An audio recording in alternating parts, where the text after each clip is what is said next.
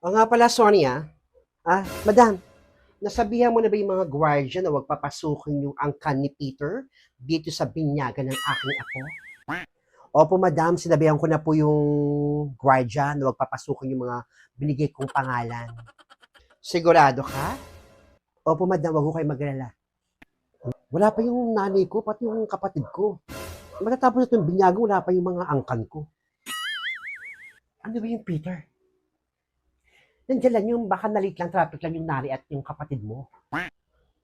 Ay kung na-traffic lang yung bat, wala pa hanggang ngayon, anong oras na oh. Pasensya ka na, Alicia Buha, kung di tayo pinapasok doon sa reception ng binyag ng apo ko. Eh, hindi naman namin akalain na gagawin yun sa amin. Pasensya ka na, ha? Ay, naku, Aling Adelpa. Kung alam ko lang na di tayo makakapasok sa binyagan ni Blandina, eh dapat dito lang ako umating kay Nela, nakakain pa ako, nakapag-uwi pa ako ng mga ulam sa bahay. Nakakainis naman, ma. Hindi tayo pinapasok doon sa reception ng binyagan ng pamangkin ko. Buisit. Parang piling ko sinadya talaga yan ni Blandina, pati nung nanin hindi tayo papasukin. Tama ka, Francia. Malamang sinadya talaga hindi tayo papasukin dun sa reception. Diyan muna kayo, ma. Una na ako sa inyo. Punta pa ako ng SM San Pedro, mag-relax ako. Batip naman. Francia, umuwi ka agad ha. Marami tayong gawain sa bahay. Alicia, pasensya ka na talaga. Ah, ewan ko sa inyo. Wala na nga ako. Uy, Alicia, huwag mo naman ako iwan. Alicia, nag-usap pa tayo eh. Alicia, wait lang. Hoy, Aling Adelpa, kamusta naman yung binyagan ng apo mo? Bongga yung binyag ng apo ko, no? Tsaka, ganap talaga sa mamahaling venue, yung pagmamay-ari ni Villar doon sa Palazzo, sa Daang Hari. Kaya, masasabi kong bongga yung binyagan. Di ba, Alicia, Bu? Bu, talaga bongga? Hindi nga kayo pinapasok dun sa venue eh. Hindi kayo pinapasok ng mga gwardiya doon. Bongga. Fake news yan, Feli. Tumigil ka.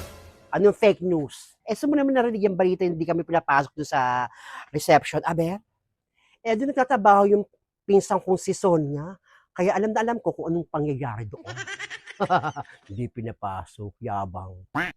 Buwisit na Sonia yan. Pinsan niya nga pala yun. Hindi totoo yan, fake news yan. Di ba ano, Alicia, pupunta tayo dun sa binyagan apo ko, Bongga. Tumigil nga kayo, Aling Adelfa. Hindi man tayo pinapasok dun sa reception. Nagtatapang-tapangan pa kayo. Nagbobongga-bonggahan pa kayo ng sinasabi nyo. Ito tamang di tayo pinapasok doon sa binyagan. Di tayo pinapasok ng gwardya. Kung sinungaling pa kayo. Oh, sinabi rin ni Alicia Bu yung katotohanan. Magyayabang ka pa ba? Napakayabang mo. Langaw. Ito naman, di rin napakiusapan. Oo lang o hindi. Oo na, sige na. Hindi nga kami nakapasok. Masaya ka na. Sama kayo. Wiset. Yabang! Matandang to.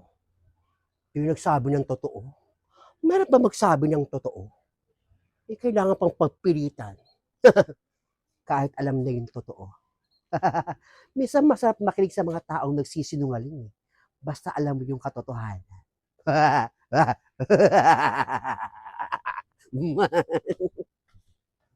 Buwis na feeling tagayon. Adelpa yun. Uy, ano yung Adelpa? Kamusta ang binyagan? Isa ka pa. Ayoko makipag-usap sa'yo. Plastikada ka. Plastic agad? Siya nga tong plastic.